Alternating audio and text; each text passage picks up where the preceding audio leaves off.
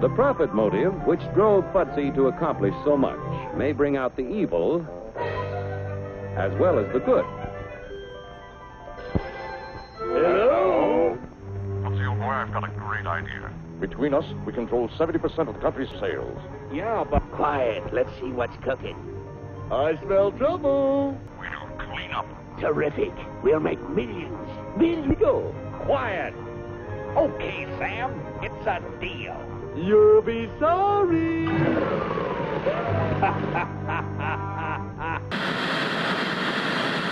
We are for the occupations. We occupy Oakland, occupy the stock exchange. We are against the occupations of Palestine, Haiti, and the other myriad of occupations in the world. What's the most important part of any structure? What's the most important part of the structure? You look at this church. The rest of the structure wouldn't be there if it wasn't built on a solid foundation. The most important part of any structure is the foundation. And if the foundation of a structure gets up and walks away, the rest will have the choice of either following or crumbling.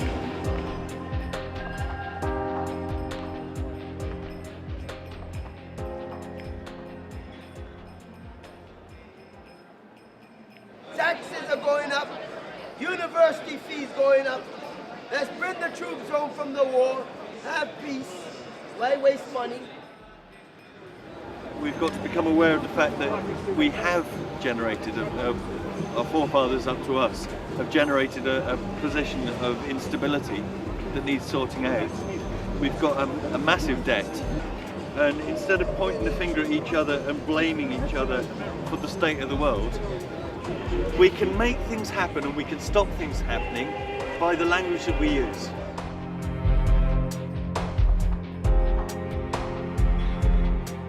They should see what's happening. You know, there are people who can't leave their houses because their mobility allowance has been cut. There are people who cannot afford legal representation. For me, these are important rights of human beings who live in a democratic society.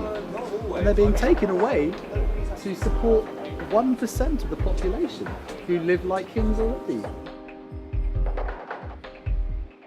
Everything we need is already here. We've stripped the earth of so much of its material wealth, but we've put it into a way that profits me as an individual, but shits on everything, including me.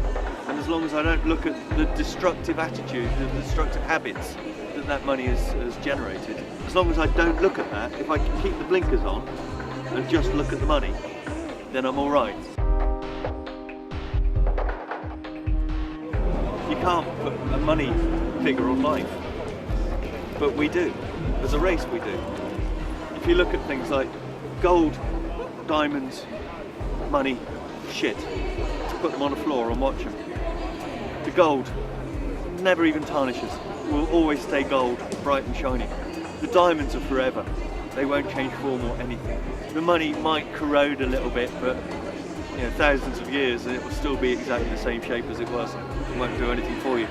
Now the shit, that will turn into soil, and leaves or seeds and things will blow into it, and they'll germinate and they'll spring up from it.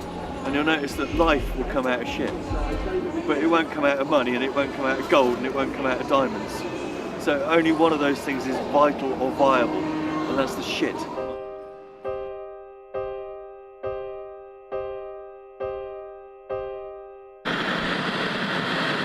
We are builders.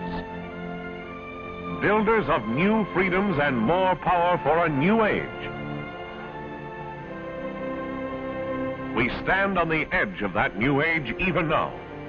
And the pioneering spirit, flowering in the air of freedom, will dream and build new ways to put electric power to work.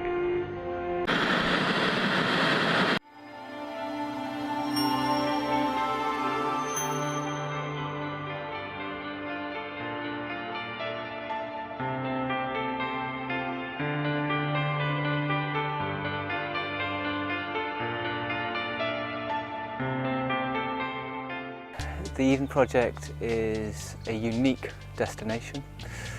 To different audiences, it is different things. But first and foremost, it's a public attraction.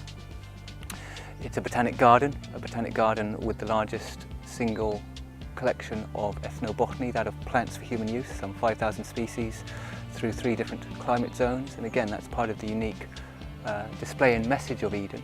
We have a temperate biome, the outside temperate landscape. We live in a temperate climate here in the UK.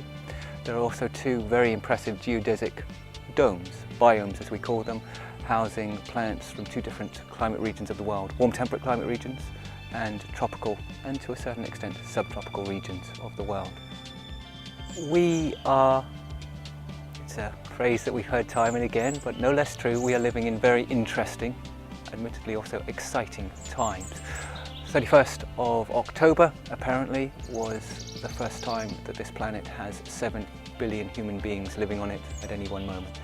And if we're going to be able to not only allow the existing 7 billion, including ourselves, to have a happy, enjoyable life with the resources that we need for that, and allow that for the existing 7 billion, plus the expected population increase by 2050 that may take us to up to as many as 10 billion people on this planet, then practices and principles of sustainability have to be not just maintained, but augmented.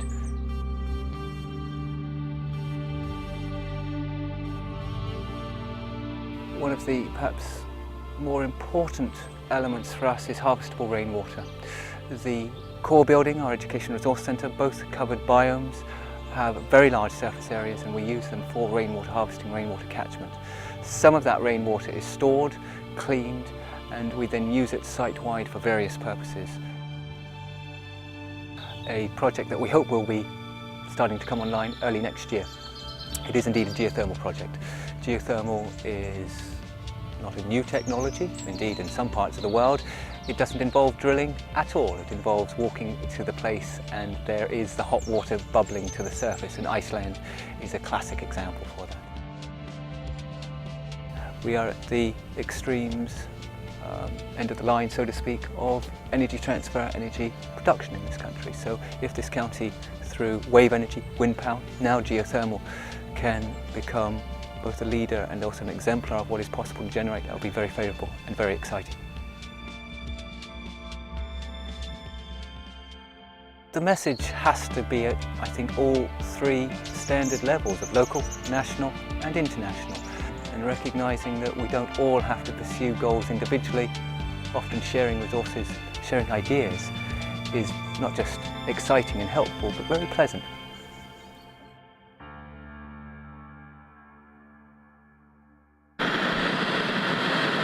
Lower taxes, Higher taxes, record employment, unemployment, peace, war, highest wages, lower pay, states' rights, centralization of government. Whoa, stop! I've tried. I've listened to everybody. On TV and radio. I've read the papers and magazines.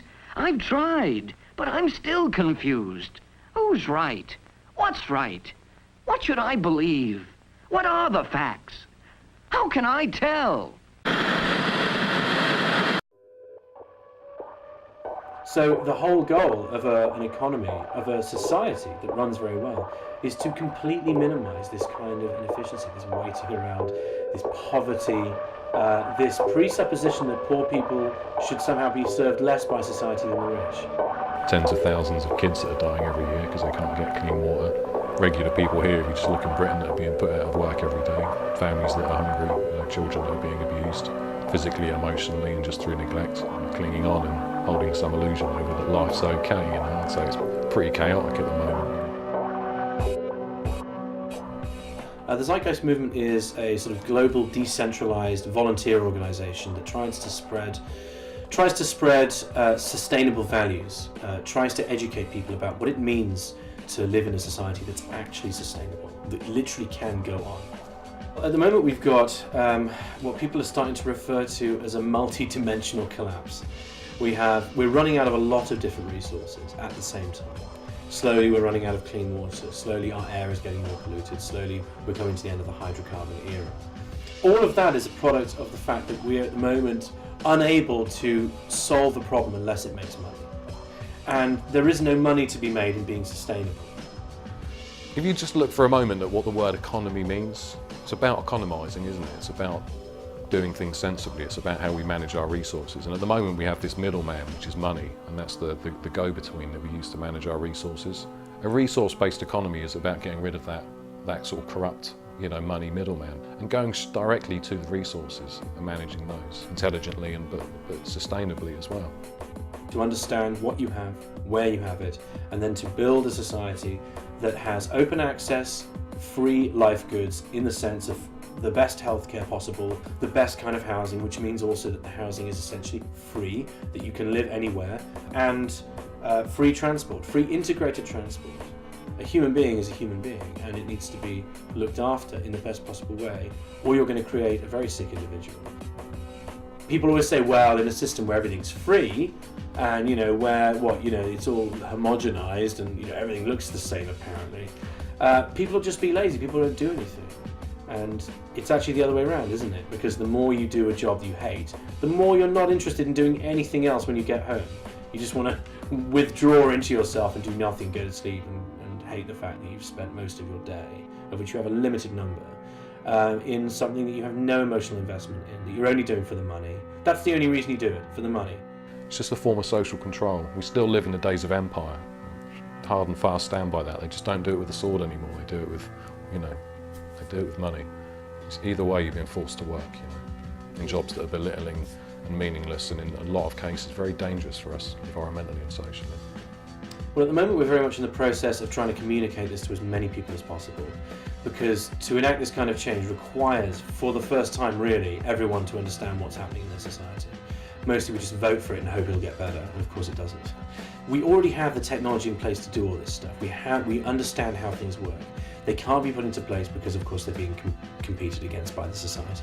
So you have to fight to free that, to essentially produce almost moneyless projects where you just damn well build it. And you showcase and demonstrate this so people can essentially come and see a museum of the future, or multiple museums of the future. City systems like the Venus Project, like stuff that Buckminster Fuller talks about. It's been spoken about by a great many theorists. That's one of them, but there's many, many other things as well. But the biggest move at all is really going to be global revolution. It's going to be a combined opting out of the current system. The world does change, and it will keep changing. It's just kind of which way you want that change to go, isn't it, is the question.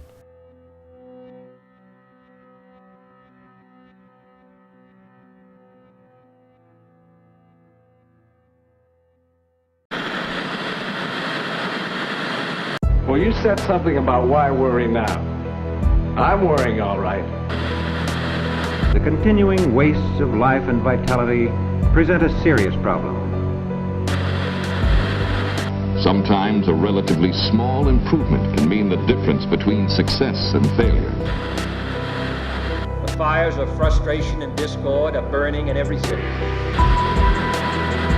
Ask yourself, is this the time to change?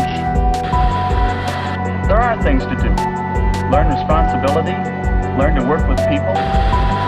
And your life will be affected by it. You know this.